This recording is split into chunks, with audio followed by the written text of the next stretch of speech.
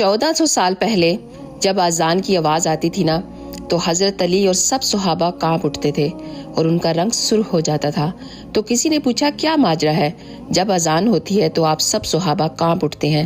تو حضرت علی نے فرمایا اتنی بڑی ہستی کا بلاوا آیا ہے، پتہ نہیں اس کا فرض ٹھیک طرح سے ادا کر سکیں گے بھی کہ یا نہیں، لیکن آج کل اذان بھی ہو رہی ہے لیکن نماز کی کسی کو ہوش نہیں ہوتی۔